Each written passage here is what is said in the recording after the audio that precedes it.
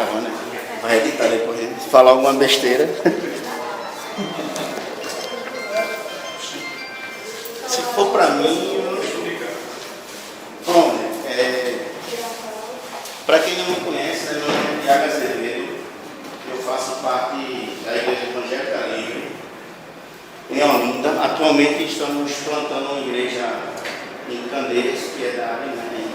Candeias, são duas coisas. E a igreja ainda está em processo de plantação, tem poucos irmãos, e peço a vocês que orem por isso. E, atualmente também, como vários de vocês, estou passando por um vendaval na minha família, uma luta muito grande, mas creio que, como eu creio nos decretos de Deus, eu creio que Ele já sabe qual vai ser o fim disso tudo. Eu que sou humano, imperfeito, que fico perturbado, né? Mas no final Ele já preparou. Então, eu preparei aqui um esquemazinho, não quer dizer que a gente vai ficar preso nisso, até mesmo porque eu sou péssimo em estar falando preso a papel.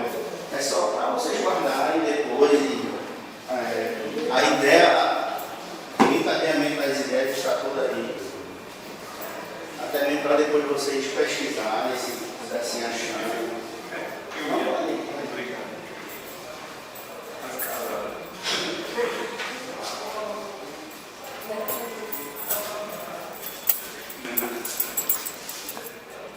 Um texto que eu queria começar, na realidade, eu vou começar por Gênesis 12, só que quando eu cheguei, a gente teve essa conversa aí e me veio um texto na cabeça, que eu acho que resume muito bem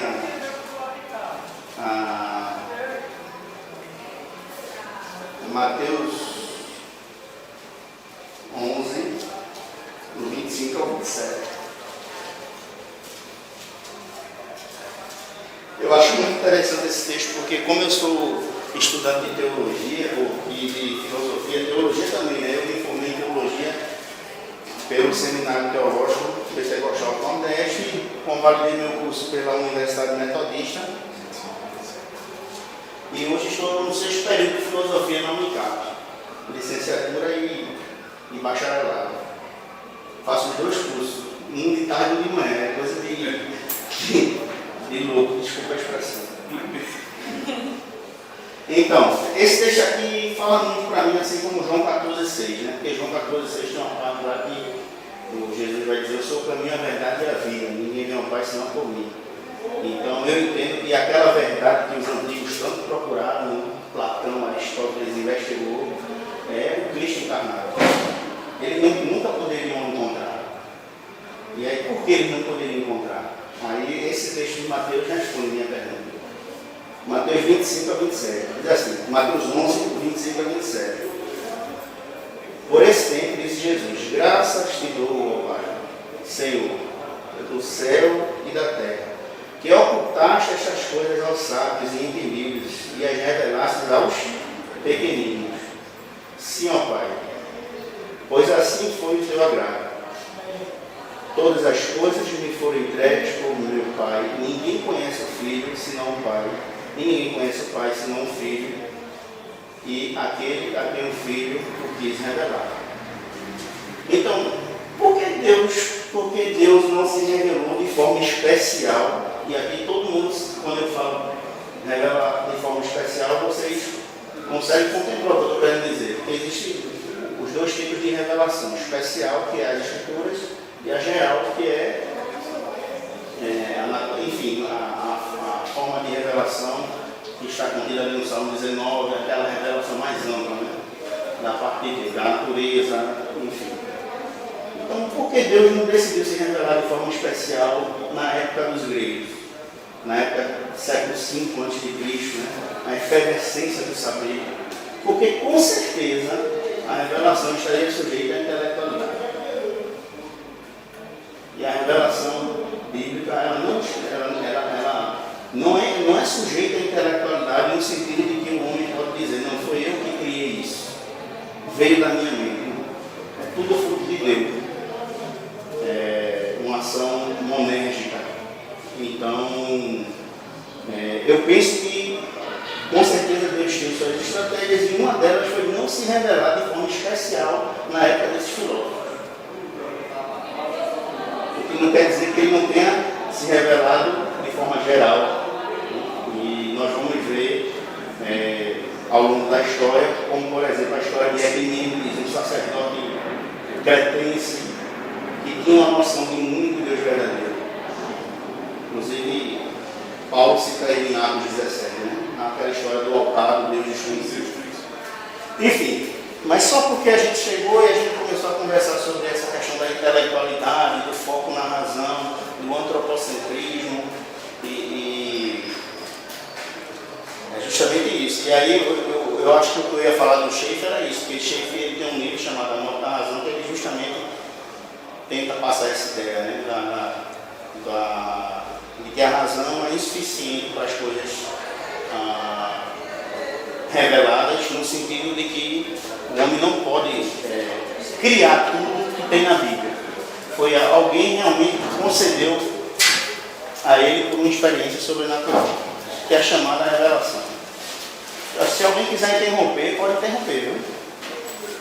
Então vamos começar agora de fato. Eu queria que vocês abrissem a Bíblia de vocês em Gênesis 12. É um texto muito conhecido. Eu acho que se eu pedir para algum aqui falar sem ler a Bíblia, recitar esse texto sem ler, todo mundo vai saber. Deixa eu escolher um. Não, estou brincando. Vocês ficaram com medo agora. Né?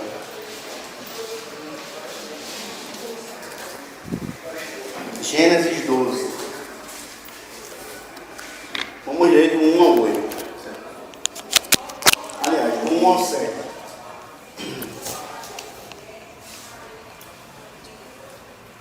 Alguém quer ler? Eu leio. Do 1 ao 7. Ora, disse o Senhor a Abraão: sai da tua terra, da tua parentela e da casa do teu pai, e vai para a terra que te mostrarei. De ti farei uma grande nação, e te abençoarei, e te engrandecerei o nome. Se tu abençoarei os que te abençoarem, e amaldiçoarei aqueles que te amaldiçoarem. Em ti serão benditas todas as famílias da terra. Partiu, pois, Abraão, como lhe ordenara o Senhor, e Ló foi com ele. Tinha Abraão 75 anos quando saiu de Harã. Levou Abraão consigo a Sarai, sua mulher. E Ló, filho de seu irmão, e todos os bens que haviam adquirido, e as pessoas que lhe acresceram em Harã, partiram para a terra de Canaã e lá chegaram. Atravessou Abraão a terra até Siquém, até o cavalo de Moré. Nesse tempo, os caneus habitavam essa terra. Apareceu o Senhor a Abraão e lhe disse: darei a tua descendência esta terra. Ali edificou Abraão um altar ao Senhor que lhe apareceu. Okay. Na realidade, para não perder tempo, vou deixar os livros aqui, vocês fiquem olhando para eles. E eu ia começar falando do livro, mas eu estou com medo do horário, né? Então, depois a gente fala se sobrar tempo. Vamos logo para... Então, veja, a proposta aqui seria falar da influência da Bíblia na cultura, a relevância dela. E nesse texto, o versículo 7 me chama muita atenção, porque e aqui a gente precisa ter uma noção de cultura. O que é cultura para vocês? Assim, não precisa ser uma definição muito rebuscada, pode ser aquela mais simples. Qual é a definição que vocês têm de cultura? Tudo que o homem produz ou trabalha com a criação e para a criação e para ele. Isso, né? Fechou, acho que não deve ser. Dá até vergonha perguntar a outra pessoa, porque depois de uma resposta dessa, foi muito completo mesmo a sua resposta. Mas, e é por isso que nós somos imagens e semelhança de Deus. Porque quando Deus cria, nós também temos essa capacidade de criar. E perceba que Abraão, na realidade, esse texto ele tem um contexto muito profundo, porque vocês sabem que Abraão veio de uma cultura pagã. Abraão veio da cidade de Ur, dos caldeus, era uma cidade pagã, de cultura pagã. O pai de Abraão era produtor de ídolos, fazia ídolos.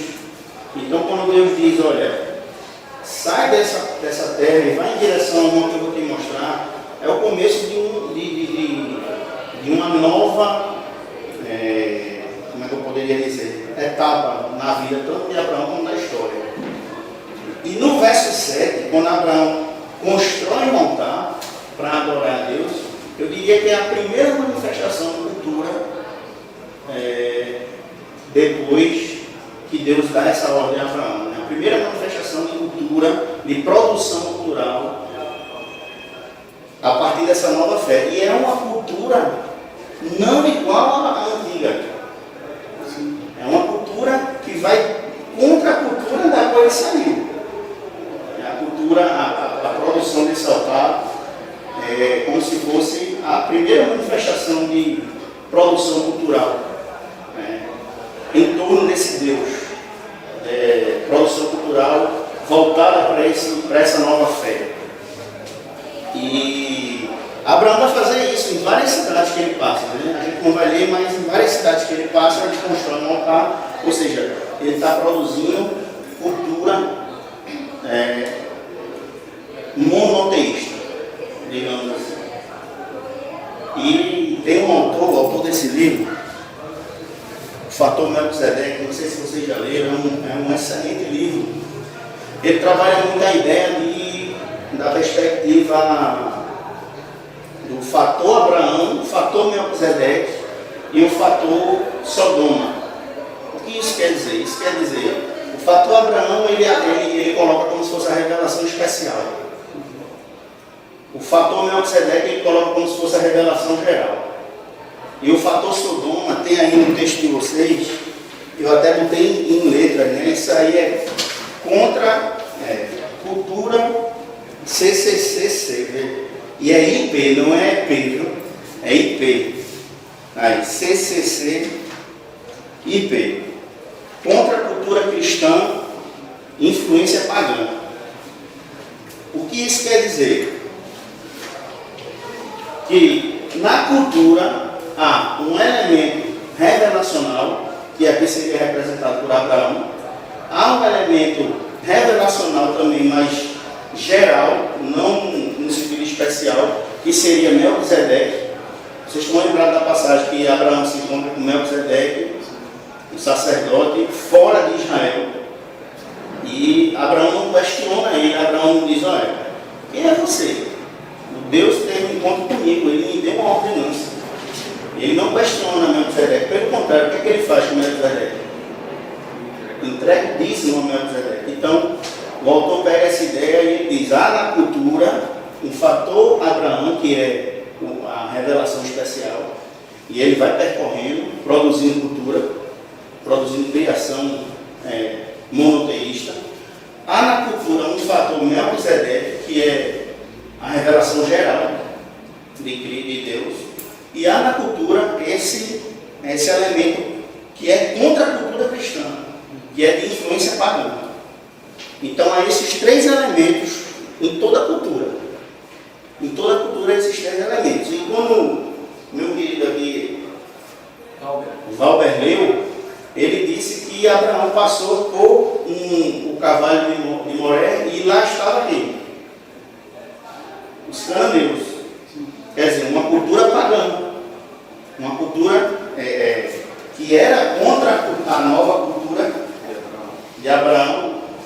Estava produzindo cultura pagã de influência pagã, que é contra a cultura monoteísta, no caso. Então, na cultura, esses três elementos. Esses três elementos na cultura. Então, e eu gosto desse texto porque é uma alusão a gente, a nós, a nossa caminhada. E aí chama muita atenção porque eu faria logo uma pergunta aqui para a gente. Veja que eu estou me colocando. Não para vocês só. A gente tem produzido cultura cristã, a gente tem produzido cultura monoteísta, a gente tem produzido esse tipo de cultura em nossos dias. Não precisa misturar. Acho que um bom exemplo disso, até bíblico, quando Paulo chega em Éfeso, existe um mercado de ídolos muito grande, acho que é Éfeso, em que eles adoravam a Diana, se eu não me engano. Isso. E que aconteceu? Muitas pessoas estavam se convertendo e deixando a adoração de ídolos. Né? O que ocorreu? Se você vê isso, é uma mudança de cultura. É o que Abraão está fazendo aqui. Isso. Ele está entregando a terra de Canaã ao Senhor. Ele está consagrando a terra de Canaã ao Senhor. Isso é incrível, porque se a gente levar isso para a gente vai ver que, além de ser contracultural o cristianismo, ele muda a cultura ao redor. Ele não faz uma síntese, ele não sai juntando as coisas. Ele vai mudando a cultura. E isso é muito, muito importante para a gente. Porque a gente está produzindo cultura. Essa é a pergunta que a gente tem que voltar, né? Se a gente está influenciando bem a sociedade, sim ou não? E aí vocês já respondem para vocês, né? Na realidade, existem 3 mandatos, né? Dentro da teologia do pacto, que é o mandato espiritual, o mandato social e o mandato cultural. Nós não vamos ter tempo de ver os 3 aqui, vamos ver só o cultural, que é a proposta da nossa palestra. Então, eu trouxe aqui, e aí eu vou falar, já que estou falando aos poucos de um livro, vou pegar e falar um livro que... Alguém aqui conhece Jonas Madureira? Ele tem um jargão que eu tenho muita raiva do Jonas, no bom sentido, porque quando eu estou vendo as palestras dele, ele fala, esse livro aqui, você não pode deixar de ler, você não pode passar de uma vida para outra sem ler. Então, mas ele diz isso direto, quando eu estou anotando, ele já vem com outro, eu digo, rapaz, não tem tempo. Enfim, mas ele, fazendo uso do jargão do Jonas, esse autor, eu diria que não é só um livro.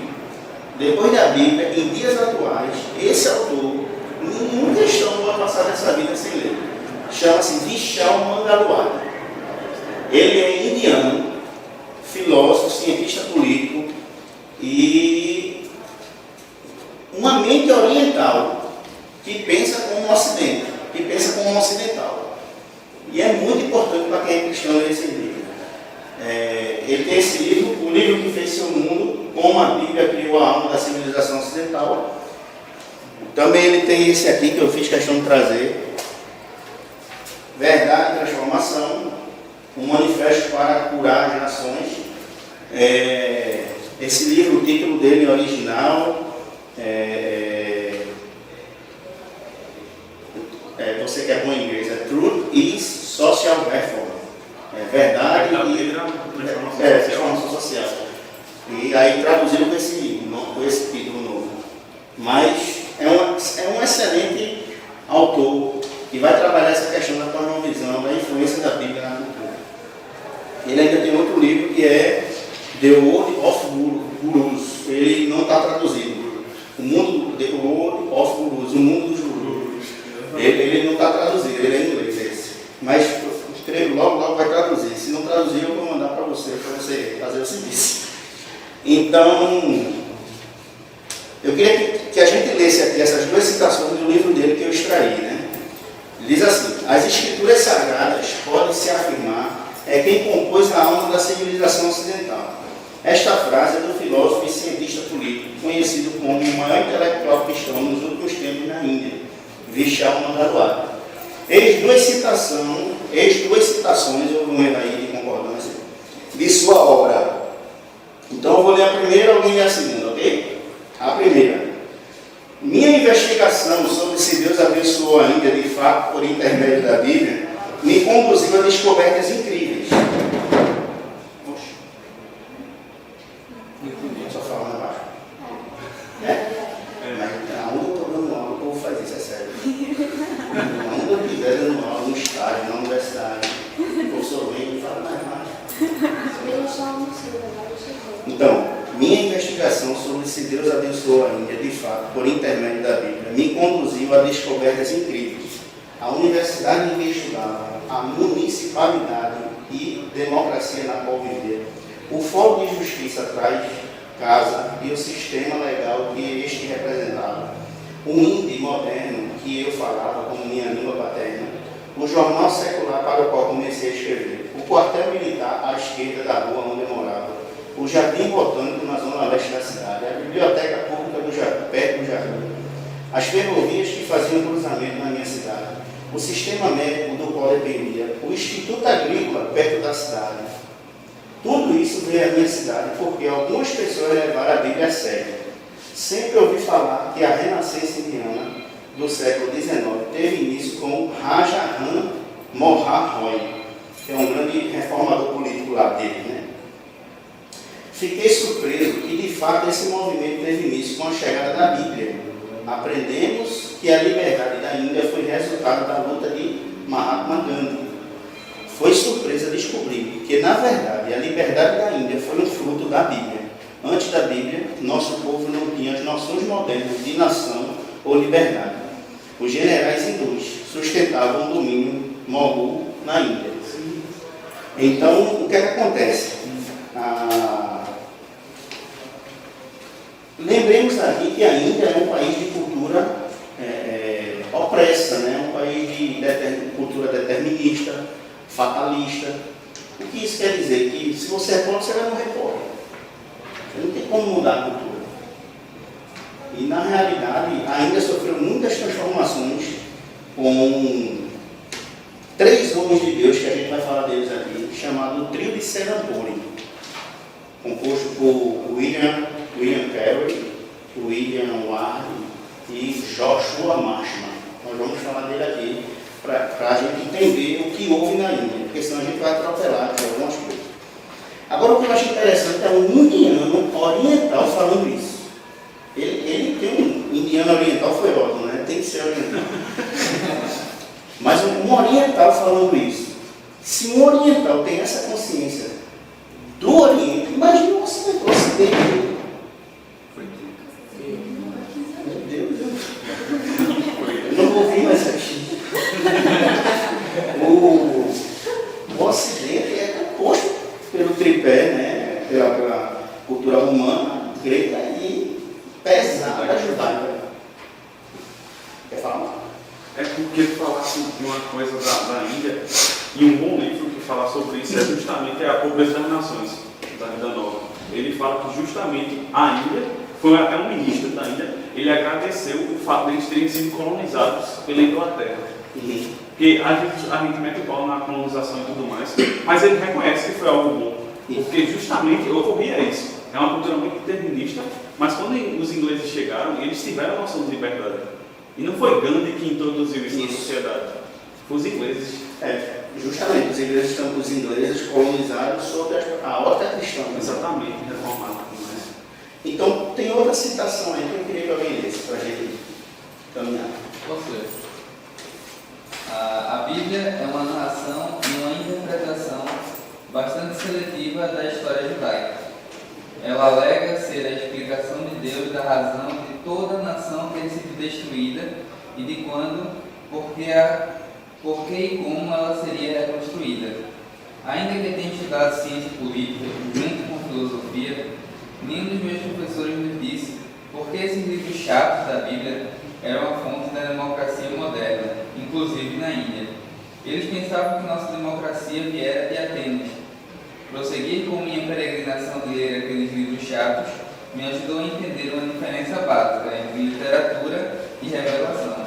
Pois é, a gente encontra hoje um preconceito exacerbado com as escrituras dentro do ambiente acadêmico e eu tenho batido muito de frente com isso, mas ao mesmo tempo que eu bato, eu tenho uma responsabilidade, porque eu tenho uma frase comigo que eu acho que a gente não critica quando não se lê.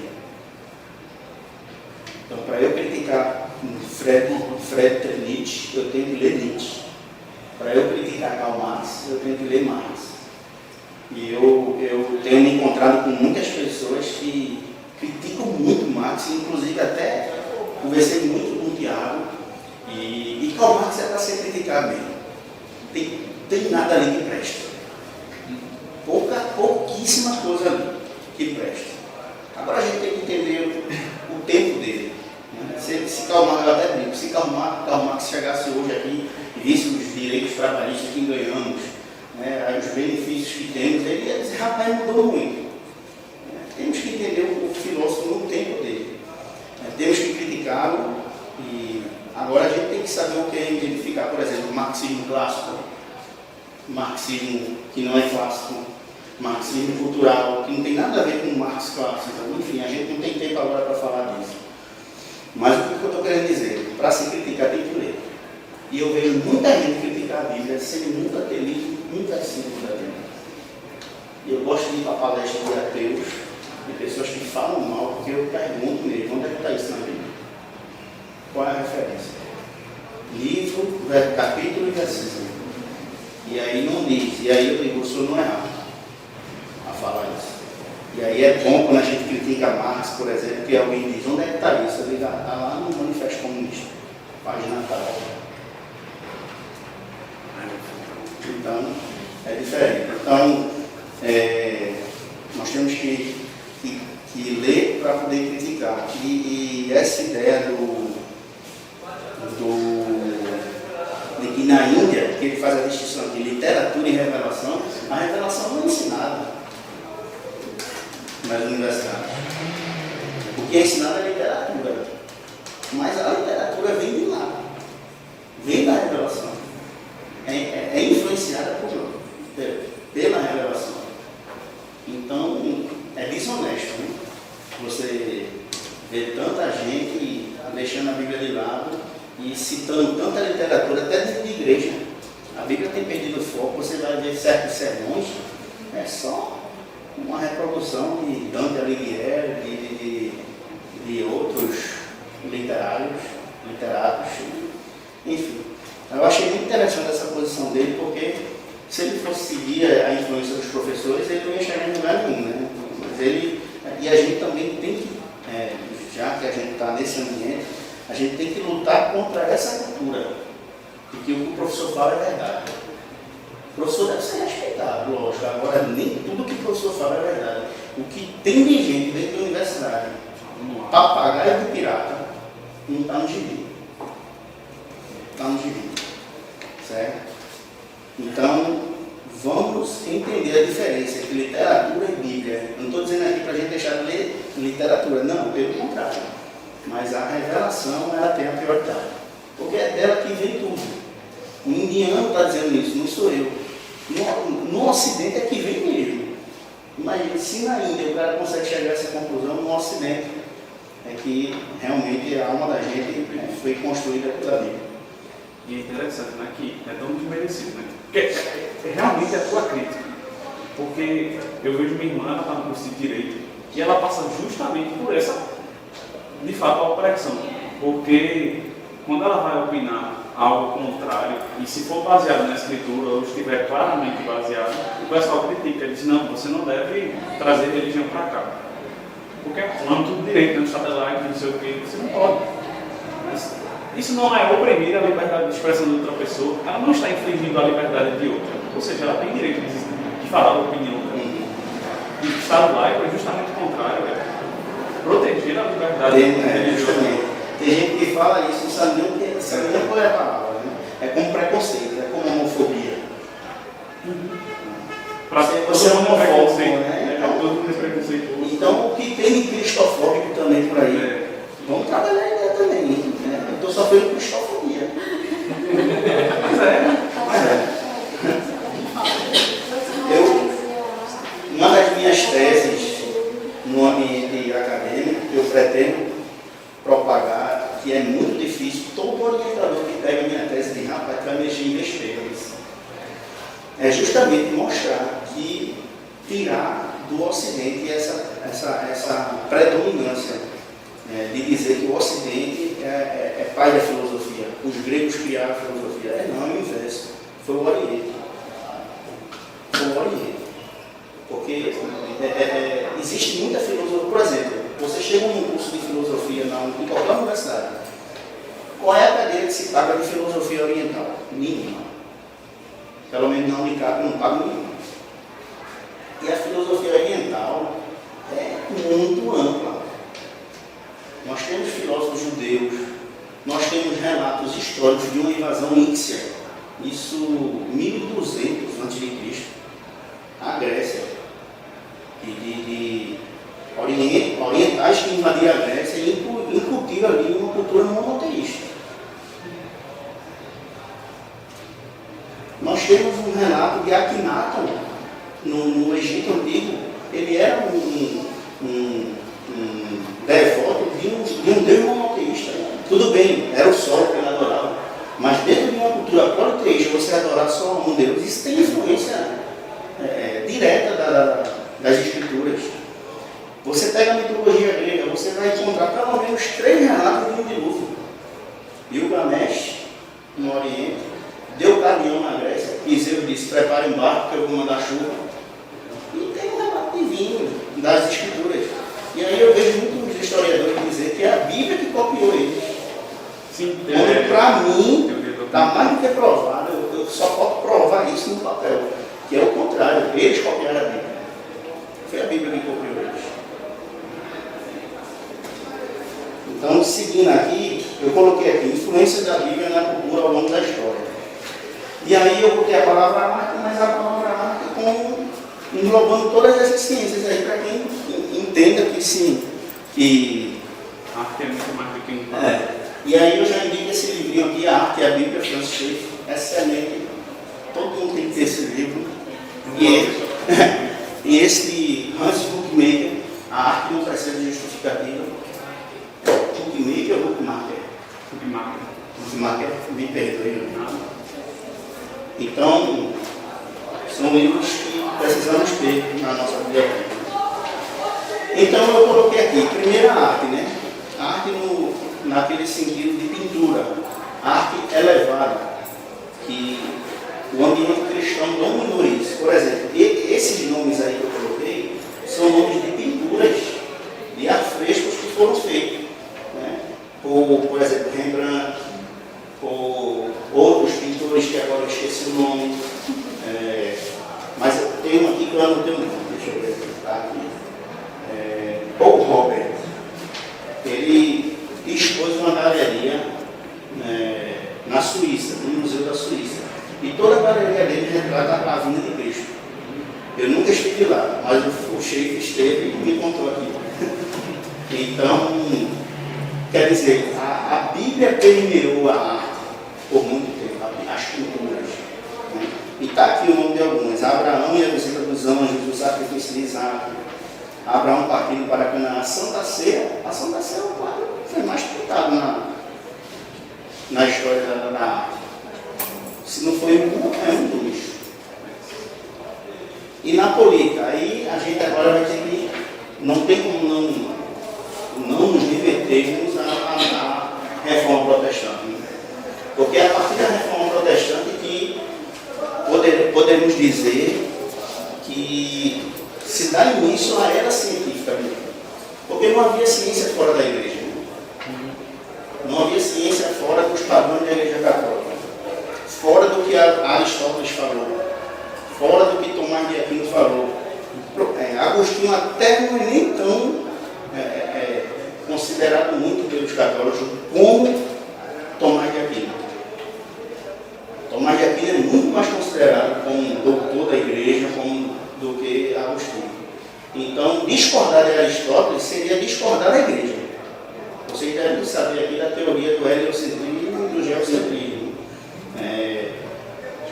O geocentrismo era a teoria ptolomaica, aristotélica, e só veio cair depois de muito tempo, na realidade, Copérnico, Kepler, Giordano Bruno, Galileu Galilei, e todos esses sofreram perseguição da igreja. Então, com a reforma protestante, abre-se o leque. Então, agora a gente pode fazer ciência, a gente pode realizar experiências científicas, enfim. A tradução da Bíblia, né, que eles traduziram muito as escrituras para a cultura deles, por exemplo, na Alemanha só havia dialetos. Com a tradução da Bíblia, que o alfabeto, o idioma alemão vem se estabelecer na cultura. O idioma alemão hoje é altamente dependente, foi um produto da atividade de tradução da Bíblia. Assim como o inglês, a tradução da Bíblia inglesa feita por William Tyndale, foi um dos primeiros tradutores da Bíblia para o idioma inglês. Também morreu perseguido pela igreja, mas o idioma inglês também tem muita base nessa atividade de tradução da Bíblia. E assim por diante, né? O João Calvino traduziu a Bíblia para o francês e A Bíblia esteve na cultura como nenhum outro livro. Como nenhum outro livro. É o que a gente vai ver aqui. Aí eu acho que não vai dar tempo a gente falar de tudo, mas tem um Lex Rex, que é a lei do rei de Samuel Rutherford, que propunha a queda do absolutismo, mas ele propunha um absolutismo parlamentar, que era uma fiscalização do rei, não só um rei mandando, mas um rei com um parlamento ao redor. É uma das bases para o Estado de Direito. Né? Sim. O Estado de Direito, justamente, porque ele batia tanto nessa tecla, a queda do absolutismo, o Estado de Direito e a separação igreja e Estado. Toda a Constituição da Inglaterra é baseada no livro de Levíticos. Toda a Constituição da Inglaterra é baseada. Eu tenho que ter cuidado com as generalizações, né? Porque tem como é o nome dele? Nelson Rodrigues. Ele tem uma frase que é: toda generalização é boa. Vamos ter cuidado com a generalização. Mas a grande maioria da Constituição inglesa foi composta pelas escrituras, pelo Levítico da Bíblia. Esse livro aqui, se vocês tiverem acesso, Lex Rex, de Samuel Rutherford, vocês vão ver lá. A Constituição inglesa e escocesa é toda baseada nas escrituras sagradas. Certo? Inclusive, o livro dele foi o último livro queimado em praça pública, na Inglaterra. Ele se queimava mesmo. E ele foi morto por conta desse livro. E aí tem a escola holandesa de teólogos, né, e filósofos e estadistas, aí o Abraham Kuyper, o Hermann Doyle e o Bavinck, o próprio Bavinck. O Abraham Kuyper teve relações diretas com a Revolução Gloriosa ou Revolução Sem Sangue. Não sei se vocês já ouviram falar. É uma revolução. Um dia desse eu estava na universidade, aí o cara fez: não existe revolução sem derramamento de sangue. Eu disse: existe. Né? Olha que existe. Você é historiador, você devia saber. Abraham Kuyper lá, junto com os ingleses, para tirar o rei Jaime II do poder na Inglaterra e colocar William de Orange e a esposa Maria II, enfim, fizeram uma revolução sem sangue e tiraram, porque o Jaime II fazia parte da dinastia Stuart e eles não queriam mais católicos no poder, botaram um protestante. A partir de uma revolução sem derramamento de sangue, sem torar a cabeça de ninguém, talvez se Karl Marx soubesse dessa revolução, ele tivesse pensado diferente, né? Nem sempre precisa ter cabeças rolando para se ter uma revolução. Enfim, seguindo aqui. E o trio de Serampore, a gente já falou um pouco dele lá na Índia, com o William Ward, o William Carey e o Joshua Marshman. Eles realmente foram muito incisivos na cultura indiana, construíram escolas, traduziram, bem dizer, aperfeiçoaram o sânscrito, que é a língua local, fizeram gramáticas em sânscrito, traduziram a Bíblia para esse idioma, a questão da tradução da Bíblia está em toda a cultura. Os indianos tinham uma prática de queimar a viúva junto com o defunto. Nas pilhas do defunto. Quem aqui assistiu um filme chamado Troia? Qual? Aquele do... De Troia, a guerra. Não, qual o nome daquele ator? Brad Pitt? Sim. Tem uma parte lá que, quando o Heitor morre, eles pegam um corpo para poder fazer assim. Aquilo ali é uma pira, né? De queima. As mulheres eram queimadas junto com o defunto, as viúvas. Então foi o trio de Serampore, o William Carey e esses outros dois, que tiraram esse costume da cultura. Ele tem cartas ao parlamento indiano, e ele escreveu várias cartas ao parlamento até acabar com esse costume.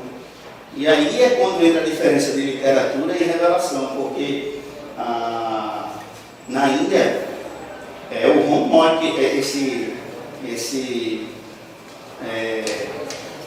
reformista e o Mangalwadi Sidhel aqui, Raja Mohammed, é ele que leva o título de ter tirado esse costume da cultura, e não foi ele. O trio de Serampore é muito mais antigo do que o. Certo? Então temos aí a influência da Bíblia na cultura, na política, né? E agora na ciência, eu coloquei uma frase do Newton: há mais indeléveis, há mais marcas indeléveis da autenticidade na Bíblia que em qualquer história profana. Então está aí a citação.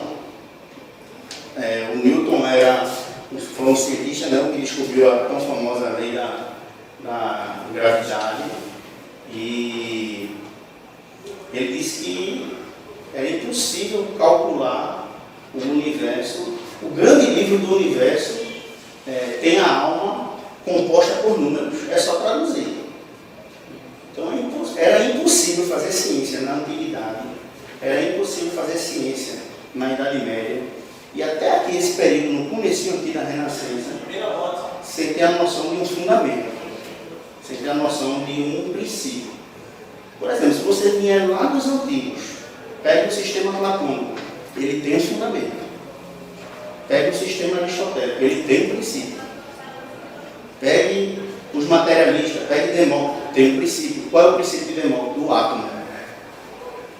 Venha fazendo essa análise, você só vai ter ciência sem fundamento, sem princípio na modernidade. E aí eu costumo dizer que até Tarzan precisava de um cipó para se segurar. Porque se não tiver nada para se segurar, a modernidade, a marca da modernidade é essa. A queda dos referentes, não há mais referência. Ontem eu estava na aula e eu toquei nesse assunto, aí uma menina militante do feminismo, não tenho nada contra, mas a maioria é extremista mesmo. Isso é bom, eu disse, é bom. Se você estivesse num navio sem bússola, sem direção nenhuma, você embarcaria você entraria nesse navio para fazer essa viagem. Nós precisamos de referência nenhuma. Até no futebol, mas está tirando a referência. Tem time aí com esquema tático que não tem mais o camisa 9. A modernidade não brinque não. Nós precisamos de um sentido, de uma referência. E eu tenho um professor lá na Unicap que ele diz: tire a metafísica, tire a consciência de metafísica, de noção transcendental, e o edifício cai. É a base para tudo. Se não tiver uma noção transcendente, se não tiver uma referência, destruir o sentido, na verdade. o Manga Luado fala do Kurt Cobain, o vocalista do Nirvana. O que foi que ele fez? Ele aderiu ao Zen budismo, e uma das premissas da filosofia zen budista, do budismo, enfim, é a impermanência da natureza. Nada é permanente. Não há nada de seguro. Ou seja, o eu não existe. O que é o nirvana? Que é aquele estado que você alcança pela meditação, né? É você suspendeu a racionalidade e chegar num estágio que não existe nada. E ali sim é o que você deve contemplar. Ou seja, chegou uma hora que pegou uma vida no livro na cabeça, e se nada existe, eu não existo, eu estou aqui. Matrix. Pois é. Mas é. É por isso que tanta gente pula de surfista, pular. Não é porque Filosofia existencialista. não é porque você está treinando para baixo que a galera pula, não. É porque eles começam a se questionar e não tem resposta. Pois é. Aí doida. É melhor se matar. Se eu não existo, para quê? Pega e pula. Tem um princípio na filosofia budista que é Adinhad, que é o princípio da ignorância. Tudo veio da ignorância. Então, como a gente tem a razão dentro da gente, a gente deve ir a um estágio acima da razão, que é o da ignorância, e contemplar o que de fato é ali, só que ali não tem nada. Não tem nada, exatamente. Gente, é perigoso. Destruir o sentido. Mas o que tu falasse é realmente verdadeiro. E eu vejo justamente a importância da Bíblia para a nossa cosmovisão e a cosmovisão das outras pessoas. Eu estava assistindo uma série que é do Ensaião, o nome dele é bem Brooklyn, mas ele fala justamente sobre isso. Na época da pós-modernidade, como foi abolido a ideia de sentido, de coisas lógicas em si, tudo na vida da pessoa é uma questão de momento. E se a pessoa for questionar mais, que é justamente quando a pessoa entra no curso de filosofia, ela vai chegar a entender qual o sentido, por que eu faço isso, por que eu estou com Bianca, por que eu estou com vocês, por que o João chegou agora, por que a Cláudia está ali. Não há sentido em nada. Será que é Cláudia? Será que é Tiago? Será que é João? Será que é Walter? Será que eu existo? Será que eu não sou uma borboleta? Eu estou sonhando, eu sou uma borboleta. Tudo é relativo. Será que a lei da gravidade existe? Não. Pula para ver se existe. Para dizer que eu sou um filósofo desde pirraia, mostrando, brincando. É o seguinte, quando eu era pequeno, eu de fato me questionava, será que eu não estou sonhando e eu já sou adulto? Alguém já se questionou assim? Pronto. É bem cartesiano, né? É. Só para encerrar, porque a hora já está em cima, eu vou deixar aqui a literatura para vocês lerem, a influência na literatura, certo? E a influência na música, eu coloquei alguns aqui, e até alguns atuais. Eu estava participando de um debate na universidade e a menina disse que igreja é uma perda de tempo para a humanidade. Igreja não presta para nada, e era negra, né? Aí eu disse, você gosta de música black, música americana? Ela fez, já amo. Eu disse, então você é uma contradição ambulante. Porque a música black americana veio da igreja. Pois é, todos os ritmos e costumes assim. Michael Jackson, Katy Perry, Beyoncé, a própria Amy House, James Brown também. Ray Charles. Exatamente. Não tem como você dizer que odeia igreja e gosta de música black. É uma contradição. Então vocês vejam aí, e só para encerrar, agora de fato, as universidades também, né, que eu queria falar, foram uma invenção ali, surgiu depois da Idade Média ali propriamente, ou se confunde, né? Alguns historiadores dizem que foi ainda no período, no final da Idade Média, com a escolástica, enfim, no caso a alta escolástica, né? A baixa, quer dizer, baixa. Já está acabando a escolástica. Isso, a baixa escolástica. Então surge as universidades em cidades que só tinham capelas, como eu já disse, né? Harvard, Oxford, Genebra, Princeton, Massachusetts, enfim. E qual é o lema da universidade? Quero ver agora. Toda universidade tem um. É o mesmo lema. Veritas. O que é veritas? verdade. Em latim. Verdade, gente. Veritas. E aí a gente tem na modernidade autores como Paul Ricoeur, Wagner, Michel Foucault, que escrevem a Deus a verdade. É uma vez a verdade, não existe. Até a bandeira de Pernambuco tem Virtus et Fides. Isso, verdade e fé, né? Exatamente. Gente, Então tem a bandeira de Pernambuco. se não é verdade, para que a gente está na universidade? Aqui eu estudar. Para que estudar? É complicado, é uma contradição. E não há absoluto, beleza, mas o Francis Schaeffer ele vai dizer, mas isso é um absoluto, criatura. Você está dizendo que não há absoluto. Tem certeza? Tem que ser, a Val Florença, né? Ele estava numa palestra e a menina fez, não há absoluto. Ele fez, tem certeza? A menina ficou calada. Porque se ela dissesse absoluto, então, gente, é isso. E eu, se for deixar alguma coisa aqui para a gente meditar, eu deixaria a pergunta, o finalzinho ali da citação do Mangaluadi, né? Quando ele diz, na Índia, houveram pessoas sérias, aliás, houveram pessoas que levaram a Bíblia a sério. E aí o desafio que eu deixo para a gente hoje é, será que nós estamos levando a Bíblia a sério? Será que nós estamos produzindo cultura cristã? Como Abraão, quando saiu de construiu logo um altar para Deus. Para quem são nossos altares? Né? As igrejas evangélicas de hoje estão dentro da igreja da Idade Média. Cheias de indulgência e misticismo. E tipo, é algo não preocupante. Isso. Se não, paganismo, né? Exatamente, paganismo. E por por trás de tudo há uma cosmovisão. Não se iludam. Nada é Deus. Nada é neutro. Esse negocinho de que tudo é relativo, essa historinha. Ainda está bonito esse discurso de dizer, não, a família, toda forma de família. Toda a organização de pessoas da família. Toda a organização é uma família. Ainda está bonitinho. É bonitinho. Mas o alvo é destruir mesmo. Porque a modernidade ela é assim. E aí é o marxismo cultural, né? Ele vai se infiltrando. Ele vê que não pode lutar com armas. Então ele vai dizer o quê? Vamos se infiltrar.